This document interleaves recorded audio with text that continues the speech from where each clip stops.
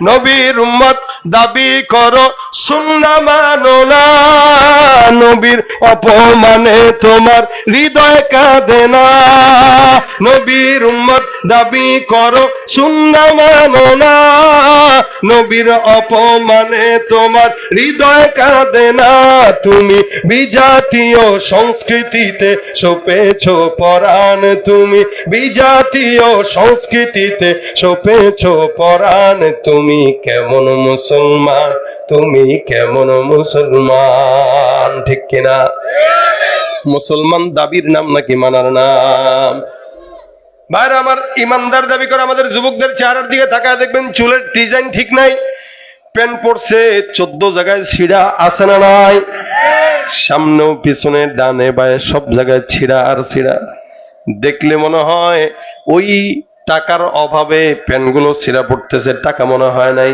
কিন্তু মাথায় রাখবেন, বর্তমান সময়ে যারা ছিঁড়া প্যান্ট পরে এরা টাকার অভাবে নয়, অধিক টাকার গরমে ছিঁড়া প্যান্ট পরে, ঠিক কিনা? আল্লাহ কয় তুই টাকার মালিক হতে পারবি, লেকিন ফকিন্নির বাচ্চাই থেকে যাবি।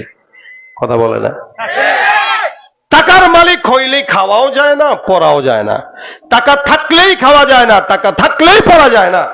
একটা হুজুরের দিকে তাকান, বেতন কম হইলেও অন্তত গায়ের শুরু থেকে শেষ পর্যন্ত কাপড়ে ভরা। আর আপনি কোটি টাকার মালিক, কিন্তু একটা বিয়ের অনুষ্ঠানে যাবেন, ভালো কাপড় পরতে পারেন না, হাফ প্যান্ট পরেই দৌড় দেন। কথা কয় না? ভাইরা আমার, এই কারণে রাসূলের সুন্নাতওয়ালা যারা, এদেরকে আল্লাহ পাক রব্বুল আলামিন পুরস্কার দিয়েছেন। এক সাহাবী এসে ডাক দিয়া বলেন, ইয়া রাসূলুল্লাহ, জান্নাত পাওয়ার জন্য আমার কাছে তেমন আমল নাই, নবী আপনি বলেন এমন কোন আমল শিখায় দেন, অথবা এমন কোন আমলের কথা বলেন আমি জান্নাতে যেন যেতে পারি। নবী বলেন, কি আছে তোমার কাছে? বলে, আমার কাছে আমল নাই, নামাজ নাই, রোজাও নাই, কিচ্ছু নাই, কিন্তু আমার কাছে একটা জিনিস আছে, সেটা হলো আল্লাহ আল্লাহ রাসূলের মুহাব্বত। সুবহানাল্লাহ। তোমার কাছে কি আছে? বলে, আমার কাছে আল্লাহ আল্লাহ রাসূলের মুহাব্বত আছে। আল্লাহর নবী ডাক দিয়া বলেন, ইন্নাকা মা'a মান আহবাবতা, যার সঙ্গে যার ভাব আল্লাহ পাক রব্বুল আলামিন তার সঙ্গে তাকেই হাসর দান করবেন। সুবহানাল্লাহ। কোন ইমানদার মুমিন যদি পয়গম্বরকে মহব্বত করে, ইনশাআল্লাহ সে নবীর সঙ্গে জান্নাতে যাবে। আর কেউ যদি ডোনাল্ড ট্রাম্পকে মহব্বত করে, তাহলে তার সঙ্গেই জাহান্নামে যাবে। কেউ যদি মোদিকে মহব্বত করে, তাহলে তার সঙ্গেই জাহান্নামে যাবে। কেউ যদি অন্যান্য বিদেশি শত্রুদেরকে মহব্বত করে, ইহুদিদেরকে মহব্বত করে, তারাও ইহুদি নাসারার সঙ্গে জাহান্নামে যাবে। আর যেই ব্যক্তি রিকশা চালায় খায়, চায়ের দোকানদার দিয়া খায়, অথবা ডিম বেচা খায়, অথবা জালমুড়ি বিক্রি করে খায়, ওই ব্যক্তিটার মহব্বত শুধুমাত্র মদিনাওয়ালার সঙ্গে থাকার কারণে ওই গুনাহগার ব্যক্তিটা, ওই ইমানদার ব্যক্তিটা, গরিব ব্যক্তিটা নবীর সঙ্গে আল্লাহর জান্নাতে থাকবে। কেন? তার মিল নবীর সঙ্গে, তার যোগাযোগ নবীর সঙ্গে, তার মহব্বত নবীর সঙ্গে, তার দিলটাও নবীর সঙ্গে। নবীর সঙ্গে দিল তো জান্নাতও নবীর সঙ্গে। এ ভাইরা আমার, নবী করিম সাল্লাল্লাহু আলাইহি ওয়াসাল্লাম বলেন, জান্নাতে যদি আমার পাশে থাকতে চাও, ছোট্ট একটা আমল, বেশি বড় আমল দরকার নাই, ছোট্ট আমল। পয়গম্বর বলেন, আউলান নাসিবি ইয়াউমাল কিয়ামাতি আকসারুহুম আলাইয়া সালাহ। আল্লাহ রাসূল সাল্লাল্লাহু আলাইহি ওয়াসাল্লাম বলেন, হে ঈমানদার বান্দা শুনে নাও, জান্নাতে আমি রাসূল যেখানে থাকবো, আমার পাশে একটা ঘর থাকবে, এই পাশেও থাকবে, চতুর্পাশে ঘর। রাসূল করিম সাল্লাল্লাহু আলাইহি ওয়াসাল্লাম মাঝখানে, চতুর্পাশে জান্নাতের অন্যান্য ঘর, অন্যান্য উম্মতদের জান্নাত, সাহাবা একরামদের জান্নাত। নবী করিম সাল্লাল্লাহু আলাইহি ওয়াসাল্লাম বলেন, আমার পাশের জান্নাতে থাকবে কারা জানো? মনে রাখবেন, আপনার এলাকায় যদি এমপি সাহেব থাকে, অথবা মন্ত্রী মহোদয় থাকে, অথবা কোনো ভালো আল্লাহওয়ালা মানুষ আছে, আপনি তার বাসার পাশের বাসাটায় থাকেন। আপনি কেউ যদি জিজ্ঞাসা করে, চিনেন নাকি অমুক হুজুর? চিনি তো। কয় কে? আমার এলাকায় থাকে। গর্ব আসে না? আসে না? যে হুজুর আমার এলাকায় থাকে, এটা নিয়ে সে গর্ব করে, অমুক চেয়ারম্যান, অমুক মেম্বার, অমুক এমপি আমার পাশের, আমার এলাকায় থাকে। অথবা যদি এলাকার থেকে বেশি গর্ব হয় যদি পাশের বাড়িতে থাকে, অথবা আমাদের 5 তলা বিল্ডিং, 2 বিল্ডিং পরেই আমার মন্ত্রী মহোদয়ের বাড়ি, এমপি মহোদয়ের বাড়ি, অথবা অমুক হুজুরের বাড়ি। কেউ জিজ্ঞাসা করলে গর্বের সঙ্গে বলে, হ্যাঁ আমার 2 বাড়ি পরেই এমপি মহোদয়ের বাড়ি। আবার যদি পাশের বাড়িটা হয় তাহলে তো গর্বটা আরো বেড়ে যায়। কি বলে, আমার পাশের বাড়িটাই হলো এমপি মহোদয়ের বাড়ি অথবা অমুক হুজুরের বাড়ি। আর যদি পাশের বাড়ি না হয় পাশের ফ্ল্যাট হয় তাহলে তো কোনো কথাই নাই। মিয়া চিনো, ওই হুজুর যেই ঘরে থাকে আমি তার পাশের ঘরে থাকি। বলেন তো এই ব্যক্তিটা ওই হুজুর অথবা ওই মন্ত্রী এমপি মহোদয়কে নিয়ে গর্ব করে কি করে না? কেন? যে আমার পাশে সে থাকে, আমি তার পাশে থাকি। কিয়ামতের ময়দানে আল্লাহ পাক রব্বুল আলামিনের হাবিব বলেন, অসংখ্য উম্মতরা আমার জান্নাতের পাশে থাকবে, তবে কোন ব্যক্তিরা আমার পাশে থাকবে জানো? নবী বলেন, জান্নাতে তুমি আমার জান্নাতের পাশের ঘরে যদি থাকতে চাও, আমি এই ঘরে বসলাম, তুমি যদি এই ঘরে বসতে চাও। রাসূল করিম সাল্লাল্লাহু আলাইহি ওয়াসাল্লাম বলেন, আউলান নাসি বিহি ইয়াউমাল কিয়ামাতি আকসারুহুম আলাইয়া সালাহ। জমিনের মধ্যে কোন ইমানদার বান্দা যদি আমি রাসূলের উপরে বেশি বেশি দুরূদের আমল করে, আমার আল্লাহ পাক রব্বুল আলামিন ওই বান্দাটাকে জান্নাতে আমি রাসূলের পাশের ঘরে থাকার জায়গা করে দিবেন। সুবহানাল্লাহ। এ মুসলমান নবীর উম্মত, কেউ যদি জান্নাতে নবীর পাশের ঘরে থাকতে চায়, ওই বান্দাটা যেন পয়গম্বরের উপরে বেশি বেশি দুরূদের আমল করে। কারণ কি, আমার আল্লাহ পাক রব্বুল আলামিন নিজেও আমার পয়গম্বরের উপরে রহমত বর্ষণ করে দুরূদের মাধ্যমে। আল্লাহর ফেরেশতারাও দুরূদের মাধ্যমে পয়গম্বরের উপর রহমত বর্ষণ করতে থাকে। সুতরাং যে আমলটা, যেই কাজটা আমার আল্লাহর ফেরেশতারা নিজেরা করে, ওই কাজটা আপনার আমার করার দরকার আছে না নাই? এ মুসলমান, এখন তো যুবকদের জিকির মজা লাগে না, গান মজা লাগে, ঢোল তবলা মজা লাগে, কানের মধ্যে হেডফোন দিয়া রাত কি রাত গান শুনে শুনে ঘুমায়। এ মুসলমান, যাত্রা গান, পালা গান, নাটক, মুভি এগুলা মজা লাগে, কিন্তু ওয়াজ মাহফিল, সুন্দর সুন্দর তেলাওয়াত, সুন্দর সুন্দর গজল, এগুলো যুবকদের মজা লাগে না কেন? যৌবনের পাল্লায় পরে বান্দা বারবার গুনাহের দিকে ধাবিত হয়। এই কারণে যখন সময় হয় দুরূদের আমল। অনেক বড় একজন বুজুর্গ আল্লামা শিববির রহমতুল্লাহ আলাইহি, সম্ভবত উনি একবার কোন হজের সফরে গেলেন। যাওয়ার পরে খুব বুঝবেন ঘটনা, মনোযোগ দিয়ে শুনেন। আল্লাহর বান্দাটা তাওয়াফ করতেছে কাবা ঘর। তাওয়াফ করতে করতে একজন যুবককে তাকায়া দেখে, যুবকটা আল্লাহ পাকের বাইতুল্লাহ তাওয়াফ করে আর বারবার একটা আমল করে, অন্য কোনো দোয়া দরুদ পড়ে না। ওই যুবকটা বারবার ডাক দিয়ে পড়ে, আল্লাহুম্মা সাল্লি আলা মুহাম্মাদিন নবিয়্যিল উম্মি ওয়া আলা আলিহি ওয়া সাল্লিম তাসলিমা। বারবার তওয়াফ করে। বাইতুল্লাহ তওয়াফের সময় কিছু কিছু দোয়া আছে, ওই দোয়াগুলো আল্লাহ পাক রব্বুল আলামিন বান্দাকে শিখায় দিয়েছেন, এই দোয়াগুলো করে। বাইতুল্লাহ তওয়াফে বান্দা যত দোয়া করুক না কেন, সব দোয়া আল্লাহ পাক কবুল করে। আল্লাহ ওয়ালা দেখলেন এই যুবকটা অন্য কোনো আমল নয়, বারবার তাওয়াফ করে আর বলে সাল্লাল্লাহু আলাইহি ওয়াসাল্লাম, আল্লাহুম্মা সাল্লি আলা মুহাম্মদ, আল্লাহুম্মা সাল্লি আলা মুহাম্মদ। বারবার যখন এই দুরূদ পড়তেছে, তাওয়াফ শেষে ডাক দেয়া বলে, যুবক, বুঝলাম না একটা জিনিস, তোমাকে লক্ষ্য করলাম কাবা ঘর তাওয়াফ করতেছো আর বারবার বলতেছো দুরূদের আমল করতেছো, আমাকে একটু বলা যাবে কিনা তুমি অন্য কোনো দোয়া দরুদ পারো না, যার কারণে আল্লাহর ঘর বাইতুল্লাহ তাওয়াফ করা অবস্থায় বারবার দুরূদের আমল করো? যুবক ডাক দেয়া বলে, হুজুর, আমার যে বারবার যুবকটা আমি এই তাওয়াফ করার মাঝখানে বারবার আল্লাহ রাসূল সাল্লাল্লাহু আলাইহি ওয়াসাল্লামের নামের দুরূদ তেলাওয়াত করতেছি, এটার অনেক পিছনে একটা বিশাল বড় কারণ আছে, যেই কারণটা আমি ছাড়া, আমার মাওলা ছাড়া অন্য কেউ জানে না। আপনাকে আমি শুনাইতেছি। বাগদাদ শহরে আমাদের বসবাস। বাগদাদ থেকে হজের জন্য রওনা হয়ে গিয়েছিলাম। আমার বাবার সঙ্গে আমি, আমার বাবা মাজুর মানুষ, তাকে নিয়ে রওনা। প্রতিমধ্যে এমন একটা জায়গা আমার বাবা অসুস্থ হয়ে যায়। আমি চিন্তা করলাম বাবার অসুস্থতার জন্য একটু এক জায়গায় বিশ্রাম নেওয়া যায়। আমি আমার বাবাকে নিয়ে একটা জায়গায় বিশ্রামের জন্য তৈয়ার হয়ে গেলাম। বাবাও বিশ্রাম করে, আমিও বিশ্রাম করলাম। হঠাৎ করে বাবার শরীরের হালত বারবার খারাপ হওয়া শুরু হয়ে গেল। আমি আমার বাবাকে সামলাইতে পারতেছিলাম না। এমন করতে করতে আমার বাবা ওই জায়গায় হঠাৎ করে আল্লাহর ডাকে সাড়া দিয়ে জমিন থেকে বিদায় হয়ে যায়, ইন্তেকাল হয়ে যায়। আমি ইন্তেকালের পরে জানাজার জন্য লাশটা যখন রেডি করা শুরু করলাম, আমি পেরেশান হয়ে গেলাম আমার বাবার চেহারার দিকে তাকিয়ে। আমি আমার বাবার চেহারার দিকে তাকিয়ে দেখলাম আমার বাবার সুন্দর ফুটফুটে চেহারা এমন অবস্থা হয়ে গেছে, আমার বাবার চেহারাটা একদম কালো কুৎসিত হয়ে গেছে। আমি এলাকার মানুষদেরকে জানাজার জন্য ডাক দিলাম, কেউ আসে না, সবাই আমার বাবার চেহারা দেখে বিদায় হয়ে যায়। কারণ এরা তো আমাকে চিনেও না, এরা তো আমাকে জানেও না আমি একজন মুসাফির। আমি এত করে বলা শুরু করলাম যে আমি একজন মুসাফির, হজের সফরে রওনা হয়ে গেছি, দয়া করে আপনারা আমার বাবার জানাজাটা পড়ে সুন্দর করে লাশটা দাফন কাফনের ব্যবস্থা করে দেন। কিন্তু না না, একজন বান্দাও আমার বাবার লাশের জানাজা পড়ার জন্য তাই রাজি না। আমি ভয় পেয়ে গেলাম, তার মানে কি আমার বাবাকে লাশটা জানাজা ছাড়াই খবর দেওয়া লাগবে? মানুষের মুখের কথা হলো তোমার বাবার চেহারা যে অবস্থা কালো কুৎসিত হয়ে গেছে, নিঃসন্দেহে তোমার বাবা খাঁটি ইমানদার না, তোমার বাবা মুনাফিক। মুনাফিকের জানাজা ইমানদাররা যদি জানে তাদের পড়া উচিত না। এই বান্দার জানাজাও আমরা পড়বো না। যুবকটা এবার চিন্তা করতে করতে পেরেশান, কি করবে। এবার সুন্দর করে বাবার লাশের সামনে বসলো, ঝিমাইতে ঝিমাইতে হঠাৎ করে সে ঘুম চলে আসলো। কেউ তো জানাজা পড়তে আসে না, ক্লান্ত শরীর ঘুমায় যায়। ঘুমের মধ্যে স্বপ্ন দেখে দরজার মধ্যে আল্লাহ রসুল সাল্লাল্লাহু আলাইহি সাল্লাম হাজির হয়ে গেছে। স্বপ্ন যুগে আমার পয়গম্বর হাজির। যুবক ডাক দেয়া বলতেছে, ইয়া রাসূলুল্লাহ, আপনি এই জায়গায় কেন?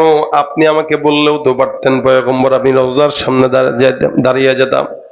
নবী করিম সাল্লাল্লাহু আলাইহি সাল্লাম বলেন, যুবক, আর যুবকটা ডাক দেয়া বলে, হুজুর আমি আমার পয়গম্বরকে দেখলাম কোনো কথা বলে না। আমার নবী সাল্লাল্লাহু আলাইহি সাল্লাম সুন্দর করে আমার বাবার কপালটার মধ্যে হাত বুলায় মুখটাকে একটু মুছে দিল। আমি তাকায় দেখলাম আমার স্বপ্নের মধ্যে আমার বাবার কুৎসিত চেহারাটা আল্লাহর রহমতে পয়গম্বরের হাতের ছোঁয়ায় সুন্দর টকবক হয়ে গেল। যেই বাবার চেহারা এত কুৎসিত, ওই বাবার চেহারার মধ্যে আল্লাহ রাসূল সাল্লাল্লাহু আলাইহি সাল্লাম হাত বুলায় দিলেন, চেহারা একদম নূর হয়ে গেল। এত আলো জ্বলজ্বল করতেছে, আমি পেরেশান হয়ে গেলাম, কিরে এখন এত বেশি উজ্জ্বল হয়ে গেছে, আমার বাবার এই হালতে আমার পয়গম্বর করে দিল। আমি নবীকে জিজ্ঞাসা করলাম, ইয়া রাসূলুল্লাহ, আপনি আসলেন, হাত বুলাইলেন, আমার বাবার চেহারাটা এমন সুন্দর হয়ে গেল। আপনাকে শুকরিয়া পয়গম্বর, আপনার কারণেই আমার বাবার এখন চেহারা সুন্দর, আমার আর মানুষের সামনে লজ্জা পাওয়া লাগবে না। তবে একটা কথা জানতে চাই নবী, আমার বাবার চেহারাটা কালো হলো কেন, আবার আপনি এভাবে সুন্দর করে মুছে দেওয়ার মাধ্যমে কেন আবার উজ্জ্বল হয়ে গেল? আমার পয়গম্বর স্বপ্নে যোগে আমারে ডাক দিয়া বলতেছেন, যুবক, আমি আখিরি জামানার পয়গম্বর মুহাম্মদুর রাসূলুল্লাহ সাল্লাল্লাহু আলাইহি ওয়াসাল্লামের এত আশিক ছিল তোমার বাবা। নামাজ রোজা যদিও কোনো মতে পড়তো, তেমন বেশি ইবাদত ছিল না, কিন্তু তোমার বাবা মরণ পর্যন্ত একটা আমল সব সময় কন্টিনিউ করেছে। সে আমলটা কি? বলো, তোমার বাবা প্রতিনিয়ত আমি পয়গম্বরের উপরে 100, 200, এমনকি 700 বার পর্যন্ত দুরূদের আমল প্রেরণ করত। তোমার বাবা প্রতিদিন দুরূদের আমল পাঠাইতো। আমার ফেরেশতারা আমার কাছে তোমার বাবার আমল নিয়ে যায়, আর ডাক দেয়া বলতো, ইয়া রাসূলুল্লাহ, এই যে আমল নামাটা একটু খুলে খুলে দেখেন, আপনার অমুক বান্দা অমুকের সন্তান অমুক এলাকা থেকে আপনার কাছে দুরূদের আমল পৌঁছেছে। তোমার বাবার দুরূদের আমল প্রতিদিন পাওয়ার কারণে আমি পয়গম্বর তোমার বাবাকে খুব ভালো করে চিনতাম। আজকে যখন তোমার বাবার দুরূদের আমল আমার কাছে বসতো না, রাতও হয়ে গেল, আমি ফেরেশতাদের মারফতে জানতে পারলাম তোমার বাবা একদম মৃত্যু শয্যায় শায়িত। শুধু তাই নয়, মৃত্যুবরণ করার পর তার চেহারাটাও কুৎসিত হয়ে গেছে। করি এরা প্রত্যেকে রাসূলকে ভালোবাসে, ভালোবাসে না? কি তোমরা ভালোবাসো না? কেউ ভালোবাসে না। আমার তো দিল বলে এরাই। এই মুহূর্তে ওদের সামনে কেউ যদি নবী করিম সাল্লাল্লাহু আলাইহি ওয়াসাল্লামকে নিয়ে একটা কটূক্তিমূলক মন্তব্য করে, পাড়ায় মেরে ফেলবে ধরে, কি ঠিক না? এরকম ঈমান এদের ভিতরে আছে, কিন্তু ওদেরকে গাইড করার লোকের অভাব, যার কারণে ওরা এখনো এলোমেলো চলাফেরা করে। কিন্তু মোহাব্বত 100%। যদি বলি ভাই জান্নাতে যাবা কিনা, বলবে হ্যাঁ। কার সাথে? হ্যাঁ, এক হাত উঁচা করে বলবে রাসূলের সাথে। কি বলেন? নবীর সাথেই তো আপনারা জান্নাতে যেতে চান। ওই দাঁড়ানোরা বসেন, দাঁড়ানোরা বসেন, ভিতরে আসেন, ভিতরে আসেন। আসে না, দাঁড়ায় আছে। বাইরে বসার জায়গা থাকতে কেন কষ্ট করবেন? জায়গা তো আছে বসার, বসেন, কেন কষ্ট করবেন? আমি যদি আমার যুবকদেরকে বলি, ভাই তোমরা কি রাসূলের জন্য জীবন দিতে তৈয়ার? উত্তর আসবে কি? উত্তর আসবে কি? তৈয়ার আছে ইনশাআল্লাহ? যদি তৈয়ার থাকো, নবীর জন্য জীবন দেওয়া দরকার নেই, সুন্নতটা মানা দরকার। কি ঠিক না? এখন যদি বলি ভাই তাহলে চুলটা রাখবেন কার মতো, বলবে নবীর মতো। তা তুমি রাখছো কার মতো? মেসির মতো। কি ঠিক না? তুমি রাখছো কার মতো? ওই যে ইন্ডিয়ান নায়কের মতো। তুমি রাখছো কার মতো? আমেরিকার নায়কের মতো। তুমি রাখছো কার মতো? নেইমারের মতো। অথবা কোন খেলোয়াড়ের নাম বলে দিবে, যে খেলোয়াড়ের জন্য সে চুল রাখছে মহাব্বত করে। নবী করিম সাল্লাল্লাহু আলাইহি ওয়াসাল্লাম বলেন, ও যার সঙ্গে মহাব্বত রাখবে সে তার সঙ্গেই জাহান্নামে যাবে। নাউজুবিল্লাহ, জোরে বলেন। কিন্তু সে জানে না যে যার সাথে মহাব্বত তার সাথে কিয়ামত, এটা সে জানে না। এই কারণে তার চলাফেরা ভাব সাপ সব ইহুদি আর নাসারার মতো। অথচ একটা মুসলমানের চলাফেরা ভাবসাব পোশাক আশাক সব হওয়া যদি লাগে, হতে হবে কার মতো? নবী করিম সাল্লাল্লাহু আলাইহি ওয়াসাল্লামের মতো। কার মতো বলেন? রাসূল করিম সাল্লাল্লাহু আলাইহি ওয়াসাল্লামের মতো। এই জন্য যুবকদের জন্য দোয়া করি, আল্লাহ এদের মাথায় রাসূলের সুন্নাত উঠায় দেখ, এদের গায়ে নবীর সুন্নাত উঠায় দেখ। আমিন করতে চান নাকি? এরা কবুল হইলে আপনাদের সমস্যা আছে? জোরে বলেন আমিন। কিপনের দল এমনি মাহফিলের আয়োজন করছেন, মাহফিলের লোক সমাগম আপনাদের দুর্বলতার কারণে হাল। এরপর যদি অবস্থা আপনারা আওয়াজ না করেন, তাহলে এই যুবকরা সামনে থেকে প্রোগ্রাম করতেই আগ্রহ হারায় ফেলবে। যতক্ষণ থাকবেন জায়গাটাকে জিহাদের ময়দান বানাবেন। পারবেন? হয় না? জোরে বলেন পারবেন? জায়গাটাকে কি ময়দান করবেন? জিহাদের ময়দান। জিহাদের ময়দানে আওয়াজ কি বিড়ালের মতো হয় না সিংহের মতো হয়? জোরে জোরে লিল্লাহে তাকবীর, আরো জোরে নারে তাকবীর। আল কোরআনের সৈনিক আমি, নেই তো কোনো ভয়, এক আল্লাহর গোলাম আমি, এই তো পরিচয়। ঠিক কিনা? আল কোরআনের সৈনিক আমি, নেই তো কোনো ভয়, এক আল্লাহর গোলাম আমি, এই তো পরিচয় আমার, এই তো পরিচয়। এই পৃথিবীর সবই নকল, এই পৃথিবীর সবই নকল, আসল কিছুই নয়, এক আল্লাহর গোলাম আমি, এই তো পরিচয় আমার, এই তো পরিচয়। ঠিক কিনা? গোলামি করব কার? আওয়াজ দেব কার জন্য? প্রত্যেকটা যুবক আওয়াজ দিয়ে লিল্লাহে তাকবীর, নারায়ে তাকবীর। আল কোরআনের আলো ঘরে ঘরে, এটা একটু মডিফাই হওয়া দরকার। অনেকদিন ঘরে ঘরে বলছেন, এখন বলেন দিলে দিলে। বলেন আল কোরআনের আলো কোথায় কোথায় জ্বালো। দিলে জ্বালা দরকার, কারণ ঘরে আছে কোরআনের আলো, ঘরে আছে সবার। কোরআন তাকে রাখা আছে না নাই? কথা কয় না। পড়ার লোক আছে নাই? রেখে দিছে কোরআন, পড়ে না। সারা বছরে একবারও কোরআন খুলেও দেখে না। টিভি ঢেকে রাখার কাপড় থাকে, কোরআন ঢেকে রাখার কাপড়টাও জুটে না। কোরআন ঘরে, আমার ঘরেও আছে, আপনার ঘরেও আছে, কিন্তু নিজের দিলে নাই, যার কারণে ঘরে কোরআন থাকা সত্ত্বেও দাঁড়িয়ে রাখতে পারি না। কথা কয় না। কোরআন ঘরে আছে, সুন্নাত মানতে পারি না। কোরআন ঘরে আছে, ঘুষ ছাড়তে পারি না। কোরআন ঘরে আছে, সুদ ছাড়তে পারি না। কোরআন ঘরে আছে, পর্দা করতে পারি না। কোরআন ঘরে আছে, দুর্নীতি চুরি রাহাজারি ছাড়তে পারি না। ঠিক কিনা জোরে কন? এজন্য কোরআন যদি দিলে ঢুকে যায়, অটোমেটিক কোরআন দিলে যখন থাকবে ঘুষ ছাড়াবে, কোরআন দিলে যখন থাকবে সুদ ছেড়ে দিবে, কোরআন দিলে যখন থাকবে পর্দা করবে, দিলে যখন কোরআন থাকবে সুদ ভাল লাগবে না, দুর্নীতি ভাল লাগবে না, চুরি ভাল লাগবে না। এই কারণে ঘরে ঘরে তো কোরআন আছে, এখন দিলে দিলে ঢুকানো দরকার। ঠিক কিনা জোরে কন?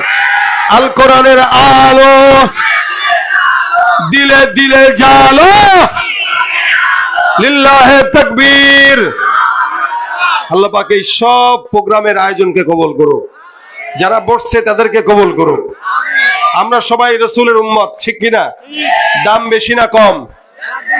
সবার চাইতে, সবার চাইতে, সব উম্মতের চাইতে। দেখেন কেমনে বেশি। নবী করিম সাল্লাল্লাহু আলাইহি ওয়াসাল্লাম বলেন, এতটুকু খালি শুনেন, রাসূল বলেন সব নবীর উম্মতরা সিরিয়ালে দাঁড়ায় থাকবে, জান্নাতে যেতে পারবে না। তখন যাবে যখন আমার উম্মতরা আগে জান্নাতে যাবে। কিয়ামতের ময়দানে সব উম্মতরা পিছে পিছে, আর জান্নাতে যাবে আমার উম্মতরা আগে আগে। সুবহানাল্লাহ। আগে আমার উম্মতরা যাবে, তারপরে অন্য উম্মতরা যাবে। তার মানে আমরা ছাড়া জান্নাতে ঢুকতে পারবে না কেউ আমাদের আগে। ইনশাআল্লাহ আমরা আগে জান্নাতে যাব।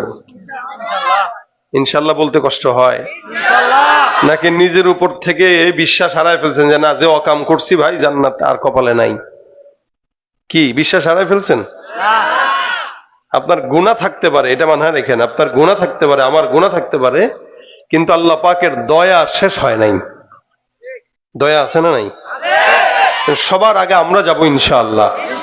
আর যদি নাই যাইতাম তা আল্লাহ পাক কেন আমাদেরকে দিনের প্রোগ্রামে বসাবে বলেন? শেষ জামানায় আসছি, ফিতনার জামানায় থেকেও আল্লাহ পাক আমাদেরকে এখনো দ্বীনের সাথে সম্পৃক্ত রাখছেন, এটাই বোঝা যায় যে আল্লাহ পাক আমাদেরকে ভালোবাসেন।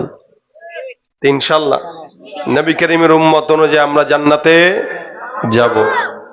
আল্লাহ পাক বলেন, সব নবীদের মধ্যে আমি আল্লাহ পাক আখিরি জামানার পয়গম্বর মুহাম্মদুর রাসূলুল্লাহ সাল্লাল্লাহু আলাইহি ওয়াসাল্লামকে সবচাইতে দামি বানাইলাম। এই নবীটা এমন দামি, এই নবীটা এমন দামি, যেই নবীর ব্যাপারে আমি আল্লাহ পাক কোরআনে অসংখ্য আয়াত নাযিল করলাম। অন্য কোন নবীদের ব্যাপারে এমন কোন আয়াত নির্দিষ্টভাবে বারবার বর্ণনা করি নাই, কিন্তু আমি আল্লাহ পাক রব্বুল আলামিন আখিরি জামানার পয়গম্বর মুহাম্মদুর রাসূলুল্লাহ সাল্লাল্লাহু আলাইহি ওয়াসাল্লামকে এত সম্মানিত করলাম, যার কারণে কোরআনে সূরার মধ্যে ফাতিহা থেকে নিয়ে নাস পর্যন্ত একটা জায়গাতেও আমি আমার হাবিব মুহাম্মদুর রাসূলুল্লাহর নাম ধরে উল্লেখ করি নাই। ভাইরা আমার খুব বুঝবেন, আদম পয়গম্বরকে আল্লাহ পাক নাম ধরে ধরে ডাকলেন, মূসা পয়গম্বরকে নাম ধরে ধরে ডাকলেন, ঈসা পয়গম্বরকে নাম ধরে ধরে ডাকলেন, জাকারিয়া নবীকেও নাম ধরে ধরে ডাকলেন, নূহ নবীকেও নাম ধরে ডাকলেন, ইয়াকুব নবীকেও নাম ধরে ডাকলেন, ইয়াহইয়া পয়গম্বরকে নাম ধরে ডাকলেন, ইউসুফ নবীকে আল্লাহ পাক রব্বুল আলামিন নাম ধরে ডাকলেন। কিন্তু কোরআনে আমার আপনার পয়গম্বর মুহাম্মদুর রাসূলুল্লাহ, জোরে বলেন সাল্লাল্লাহু আলাইহি ওয়াসাল্লাম, আমার পয়গম্বরকে আল্লাহ পাক এত মর্যাদা দান করলেন, যার কারণে ফাতিহা থেকে নিয়ে নাস পর্যন্ত একটা জায়গাতেও আল্লাহ পাক আমার পয়গম্বরকে কোথাও মুহাম্মদ বলে নাম ধরে রাখেন নাই। এত মর্যাদা, এত সম্মান আল্লাহ পাক রব্বুল আলামিন রাসূল করিম সাল্লাল্লাহু আলাইহি সাল্লামকে দিলেন, যার কারণে কোন জায়গায় নাম ধরেন নাই। এ মুসলমান, যত জায়গায় আল্লাহ পাক ডাকছেন আমার আল্লাহ পাক আমার পয়গম্বরকে ডাকেন ইয়া আইয়ুহান নবী। আল্লাহ পাক আমার পয়গম্বরকে হে নবী বলে সম্বোধন করেছেন, আল্লাহ পাক আমার পয়গম্বরকে হে রাসূল বলে সম্বোধন করেছেন। কখনো কখনো ডাক দেয় ইয়া আইয়ুহার রাসূল, কখনো ডাক দেয় ইয়া আইয়ুহান নবী, কখনো নবী বলে ডাকেন, কখনো রাসূল বলে ডাকেন। কখনো আমার পয়গম্বর ঘরের মধ্যে ঘুমানো, আমার আল্লাহ পাক রব্বুল আলামিন রাসূলের দিকে তাকায় তাকায় সুন্দর করে পছন্দ হয়ে গেল, তাকায় আছে সুন্দর করে চাদর মুড়ি দিয়ে আমার নবী ঘুমায় আছে। আমার আল্লাহ পাক চমৎকার করে ডাক দেয়া কয় ইয়া আইয়ুহাল মুজাম্মিল। এখানে আমার আল্লাহ পাক রব্বুল আলামিন মুজাম্মিল বলে সম্বোধন করলেন। কখনো বলেন ইয়া আইয়ুহাল মুদ্দাসসির, কখনো বলেন হামিম, কখনো ইয়াসিন, কখনো তাহা। মা আনজালনা আলাইকাল কুরআনা লিতাশকা।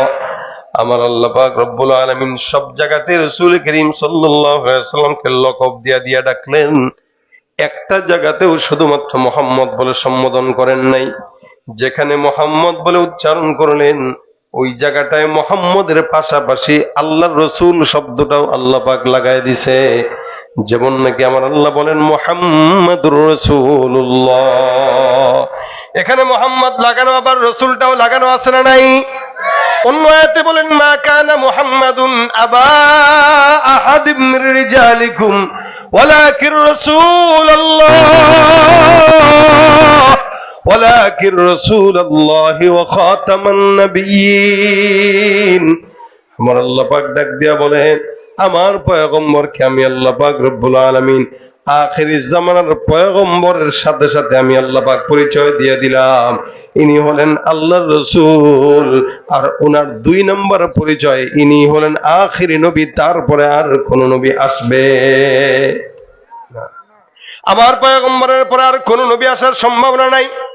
পরিচয় আমার আল্লাহ পাক রব্বুল আলামিন দিলেন। কোন নবীর বেলায় আল্লাহ পাক রব্বুল আলামিন এই কথা উল্লেখ করেন নাই আমি নিজে আমার পয়গম্বর অমুকের উপরে দরুদ পড়ি, তমুকের উপরে সালাম প্রেরণ করি, কিন্তু আপনার আমার পয়গম্বর মুহাম্মদ রাসূলুল্লাহ সাল্লাল্লাহু আলাইহি ওয়াসাল্লামকে এত পরিমাণে মর্যাদা দান করলেন, যার কারণে আল্লাহ পাক বলেন, রাসূল আমি আল্লাহ পাক জমিনের মধ্যে তোমাকে এত মর্যাদা দান করলাম, সম্মান দান করলাম, যার কারণে আমি নিজেই ঘোষণা করলাম, ইন্নাল্লাহা ওয়া মালাইকাতাহু ইউসাল্লুনা আলান নবী ইয়া আইয়ুহাল্লাযীনা আমানু সাল্লু আলাইহি ওয়া সাল্লিমু তাসলিমা।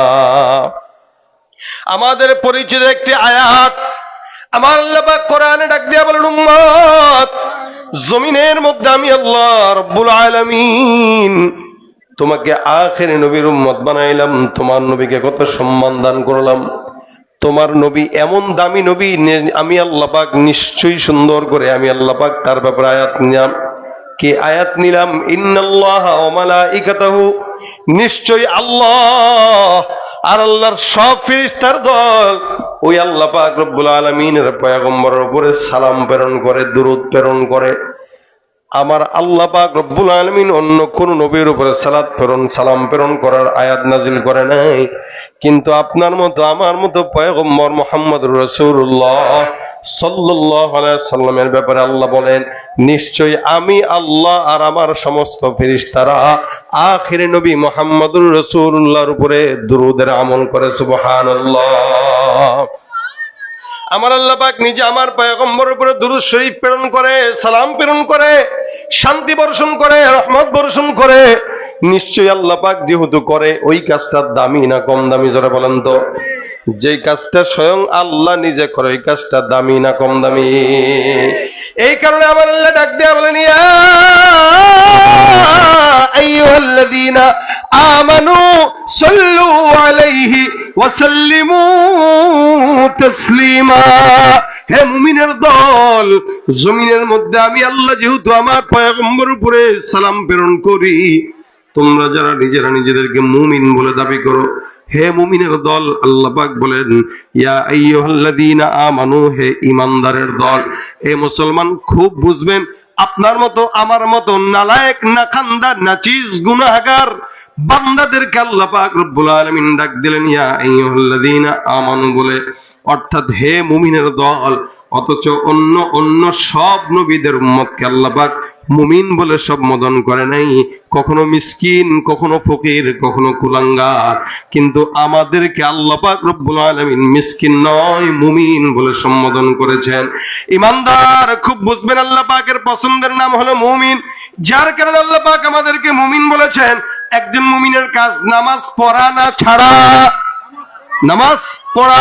একজন ইমানদারের কাজ হলো দান করা, একজন ইমানদারের কাজ হলো গুনাহ থেকে বেঁচে থাকা, একজন ইমানদারের কাজ হলো আখিরি নবীর উম্মতকে সুন্নাত উম্মত হিসেবে নিজের ভিতরে সমস্ত সুন্নত গুলো নিজের ভিতরে ঢুকায় রাখা।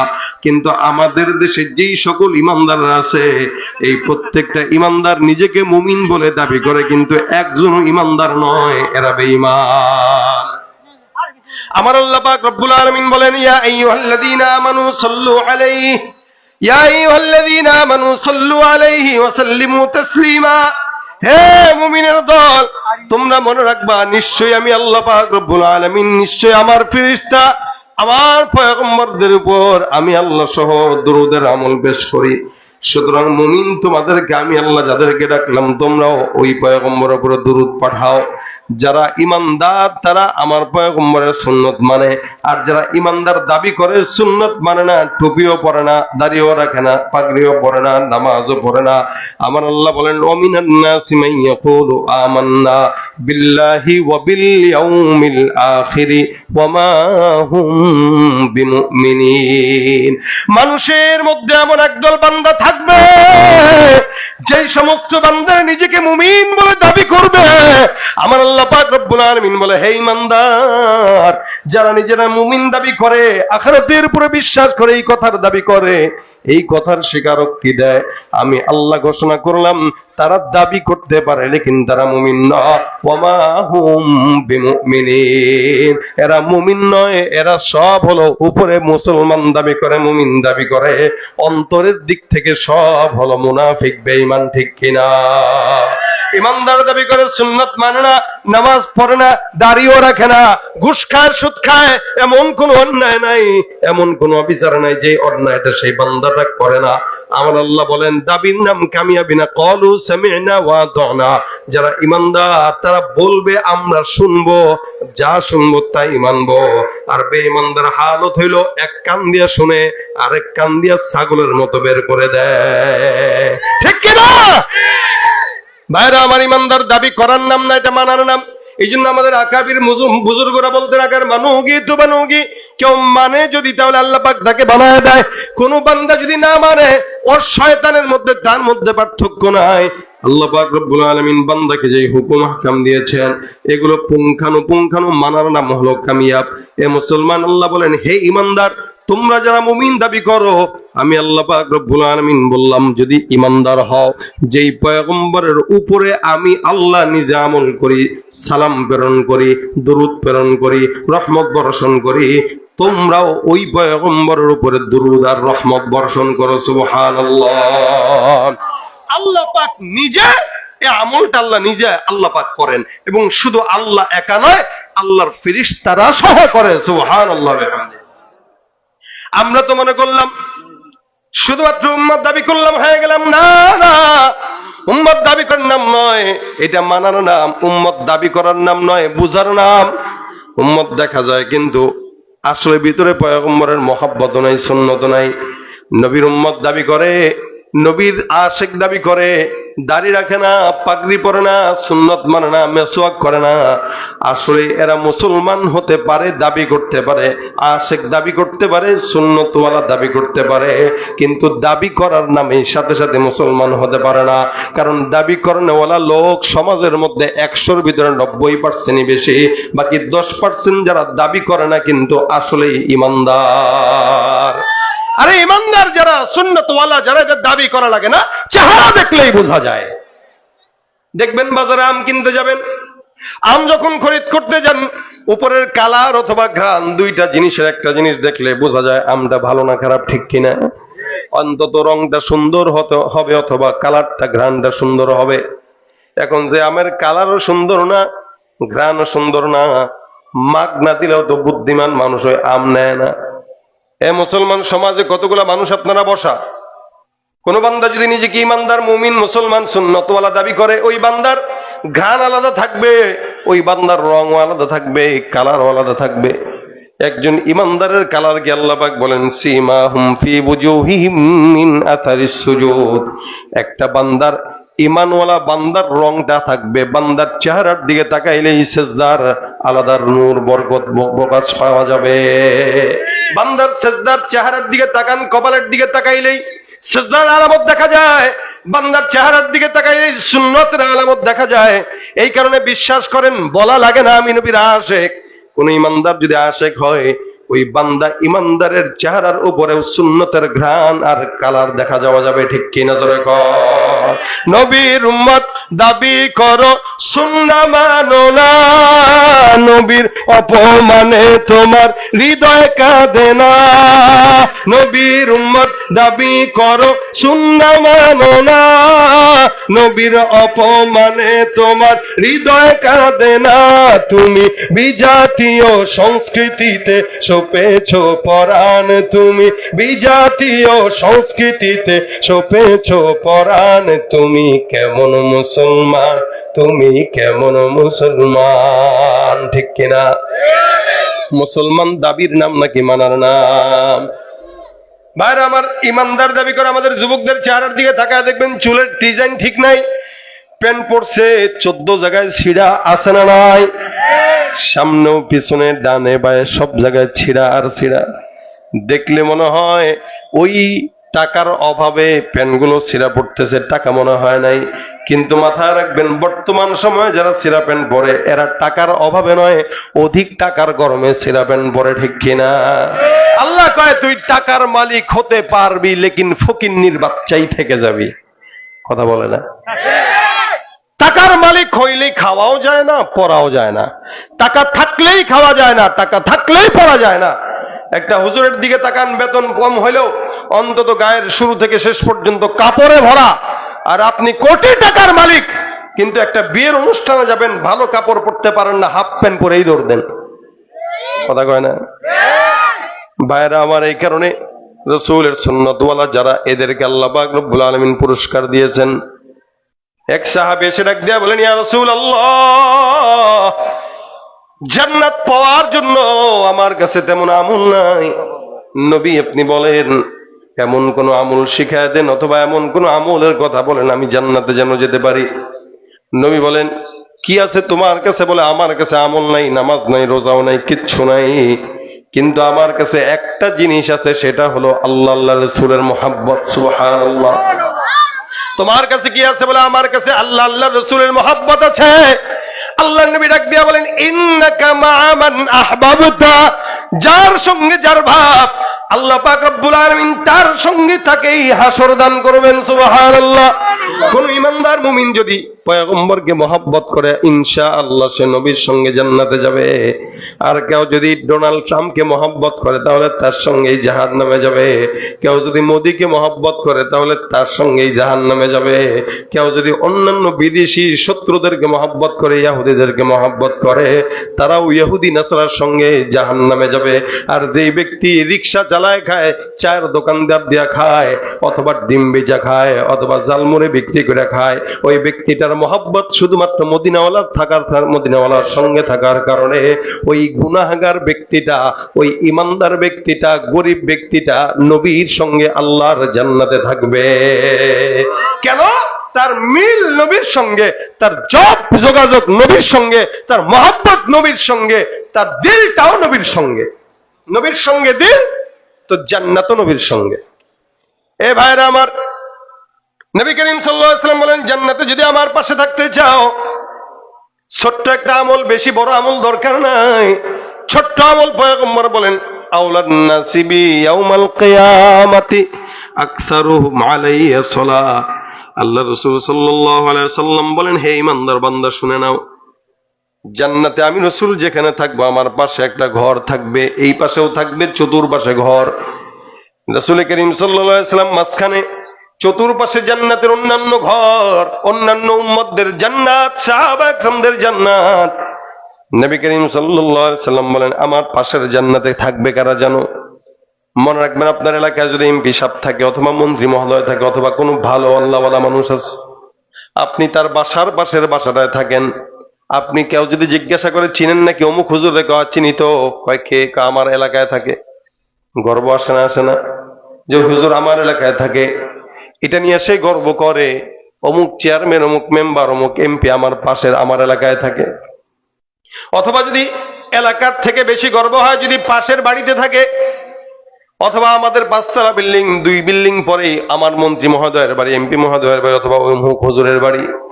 কেউ জিজ্ঞাসা করলে গর্বের সঙ্গে বলে, হ্যাঁ আমার 2 বাড়ি পরেই এমপি মহোদয়ের বাড়ি। আবার যদি পাশের বাড়িটা হয়, তাহলে তো গর্বটা আরো বেড়ে যায়। কি বলে, আমার পাশের বাড়িটাই হলো এমপি মহোদয়ের বাড়ি, অথবা অমুক হুজুরের বাড়ি। আর যদি পাশের বাড়ি না হয়, পাশের ফ্ল্যাট হয়, তাহলে তো কোনো কথাই নাই। মিয়া চিনো, ওই হুজুর যেই ঘরে থাকে, আমিও তার পাশের ঘরে থাকি। বলেন তো, এই ব্যক্তিটা ওই হুজুর অথবা ওই মন্ত্রী এমপি মহোদয়কে নিয়ে গর্ব করে কি করে না? কেন? যে আমার পাশে সে থাকে, আমি তার পাশে থাকি। কিয়ামতের ময়দানে আল্লাহ পাক রব্বুল আলামিনের হাবিব বলেন, অসংখ্য উম্মতরা আমার জান্নাতের পাশে থাকবে। তবে কোন ব্যক্তিরা আমার পাশে থাকবে জানো? নবী বলেন, জান্নাতে তুমি আমার জান্নাতের পাশের ঘরে যদি থাকতে চাও, আমি এই ঘরে বসলাম, তুমি যদি এই ঘরে বসতে চাও। রাসূল করিম সাল্লাল্লাহু আলাইহি ওয়াসাল্লাম বলেন, আউলান নাসি বিহি ইয়াউমাল কিয়ামাতি আকসারুহুম আলাইয়া সালাহ। জমিনের মধ্যে কোন ইমানদার বান্দা যদি আমি রাসূলের উপরে বেশি বেশি দুরূদের আমল করে, আমার আল্লাহ পাক রব্বুল আলামিন ওই বান্দাটাকে জান্নাতে আমি রাসূলের পাশের ঘরে থাকার জায়গা করে দিবেন। সুবহানাল্লাহ।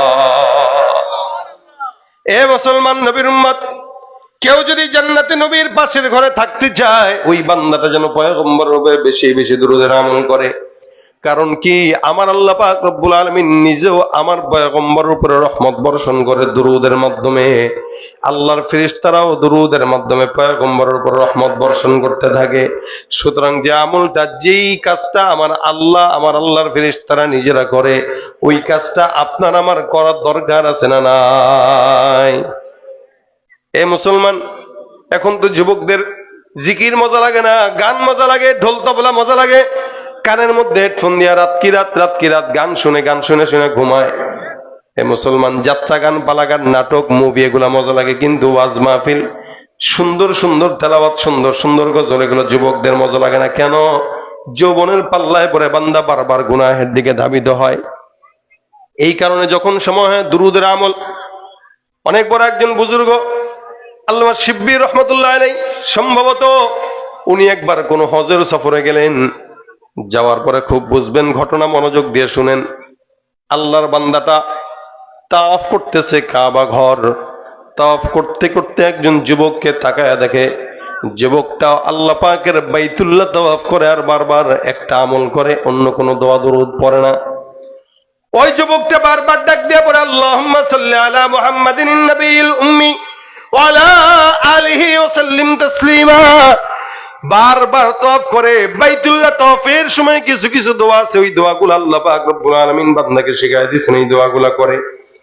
বাইতুল্লাহ তওয়াফে বান্দা যত দোয়া করুক না কেন, সব দোয়া আল্লাহ পাক কবুল করে। আল্লাহ ওয়ালা দেখলেন এই যুবকটা অন্য কোনো আমল নয়, বারবার তাওয়াফ করে আর বলেন সাল্লাল্লাহু আলাইহি ওয়াসাল্লাম, আল্লাহুম্মা সাল্লি আলা মুহাম্মদ, আল্লাহুম্মা সাল্লি আলা মুহাম্মদ। বারবার যখন এই দুরূদ পড়তেছে, তাওয়াফ শেষে ডাক দেয়া বলে, যুবক, বুঝলাম না একটা জিনিস, তোমাকে লক্ষ্য করলাম কাবা ঘর তাওয়াফ করতেছো আর বারবার বলতেছো দুরূদের আমল করতেছো। আমাকে একটু বলা যাবে কিনা তুমি অন্য কোনো দোয়া দরুদ পারো না, যার কারণে আল্লাহর ঘর বাইতুল্লাহ তাওয়াফ করা অবস্থায় বারবার দুরূদের আমল করো? যুবক ডাক দেয়া বলে, হুজুর, আমার যে বারবার যুবকটা আমি এই তাওয়াফ করার মাঝখানে বারবার আল্লাহ রাসূল সাল্লাল্লাহু আলাইহি ওয়াসাল্লামের নামের দুরূদ তেলাওয়াত করতেছি, এটার অনেক পিছনে একটা বিশাল বড় কারণ আছে, যেই কারণটা আমি ছাড়া, আমার মাওলা ছাড়া অন্য কেউ জানে না। আপনাকে আমি শোনাইতেছি। বাগদাদ শহরে আমাদের বসবাস। বাগদাদ থেকে হজের জন্য রওনা হয়ে গিয়েছিলাম। আমার বাবার সঙ্গে আমি, আমার বাবা মাজুর মানুষ, তাকে নিয়ে রওনা। প্রতিমধ্যে এমন একটা জায়গা আমার বাবা অসুস্থ হয়ে যায়। আমি চিন্তা করলাম বাবার অসুস্থতার জন্য একটু এক জায়গায় বিশ্রাম নেওয়া যায়। আমি আমার বাবাকে নিয়ে একটা জায়গায় বিশ্রামের জন্য তৈয়ার হয়ে গেলাম।